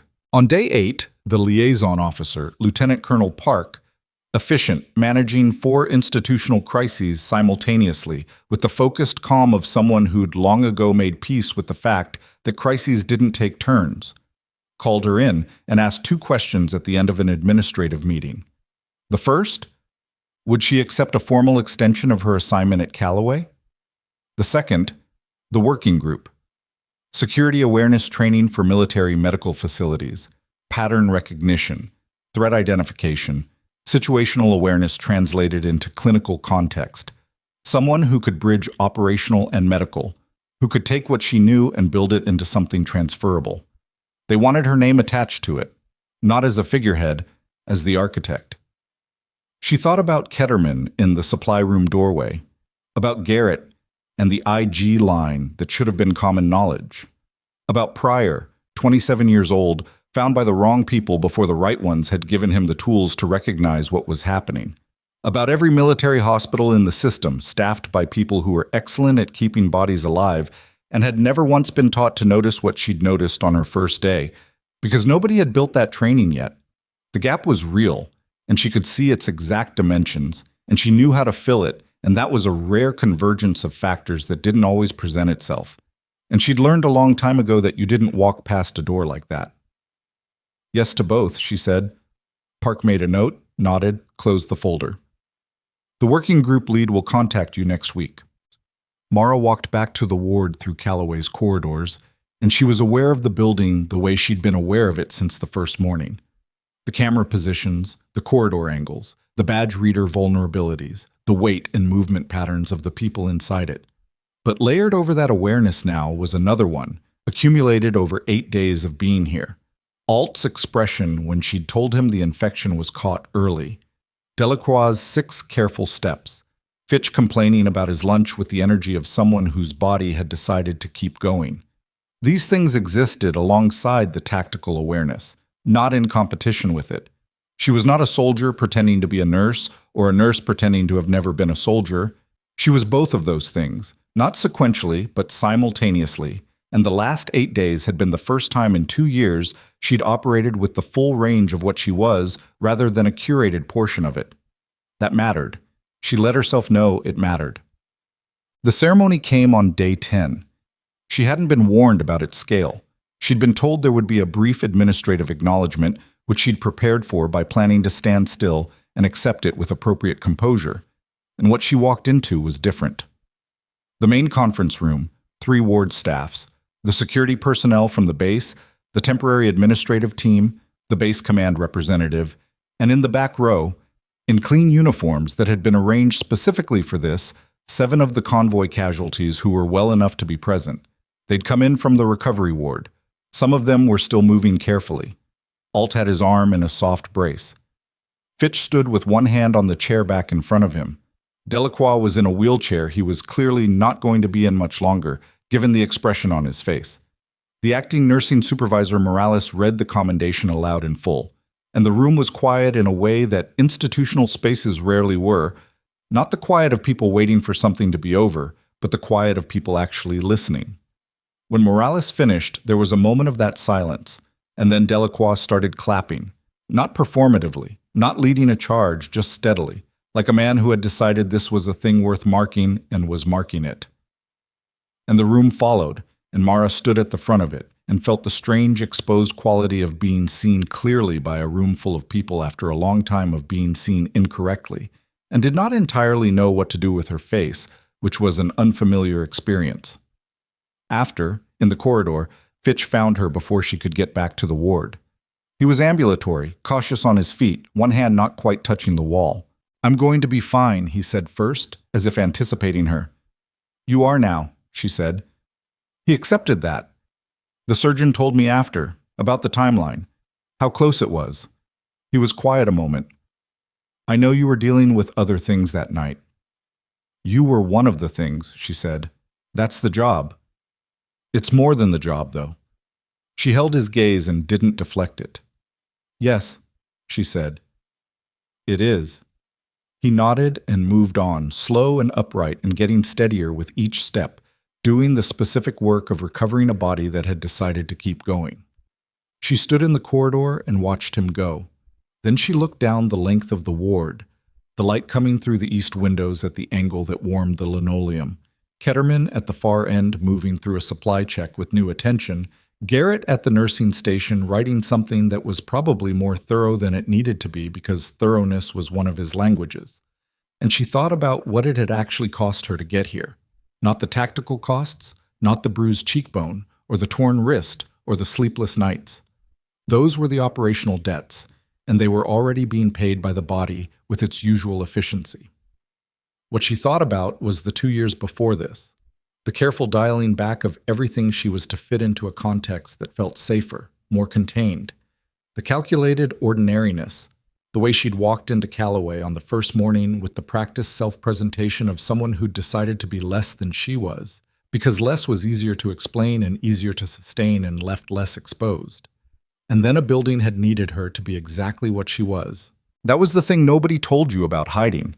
It worked right up until the moment it didn't, and the moment it didn't was always the moment it mattered most. And the alternative wasn't recklessness or exposure or wearing your full history on your sleeve for everyone to examine. The alternative was something quieter and harder. Carrying what you were without apology and letting it be available for the situations that required it, trusting that the situations would know what to do with it, even when the people around you didn't. She thought about the training program, about what she was going to build, not a course in threat detection, not a module on security awareness, but something more fundamental. A way of teaching people to be present in their environments, to notice what was adjacent, what was inconsistent, what sat in the I don't know yet folder instead of getting pushed prematurely into nothing, to trust the small signals that the body registers before the mind categorizes, to understand that being a caregiver and being a protector weren't opposites, that the same quality of attention that made you good at one made you capable of the other.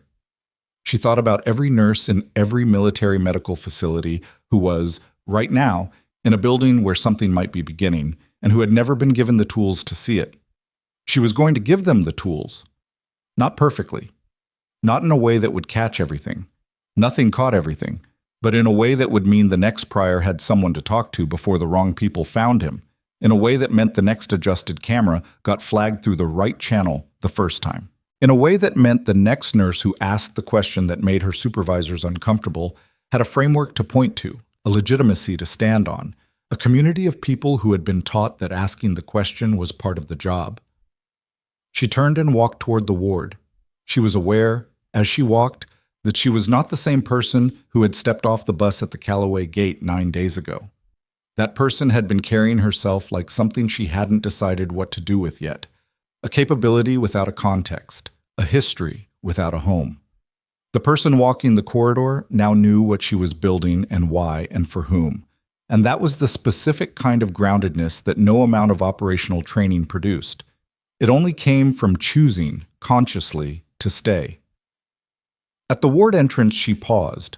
Behind her was the length of her own history, the classified work in classified places, the skills built in environments she'd never fully described to anyone who hadn't been there. The years of being the person in the room that nobody expected and everybody needed. The years of being necessary and invisible. All of it real, all of it hers, none of it wasted even in the moments it had felt like waste. In front of her was a ward full of patients, a nursing aide who was learning to notice, a combat medic turned nurse who was going to help her build something that didn't exist yet. A training program that would take months and would be argued about and revised and imperfect and essential.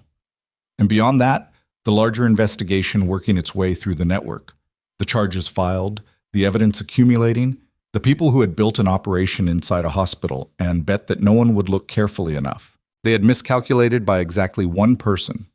She stepped into the ward. Ketterman looked up from the supply check, gave her the nod of someone who had work to do and was doing it with new attention. Mara returned it.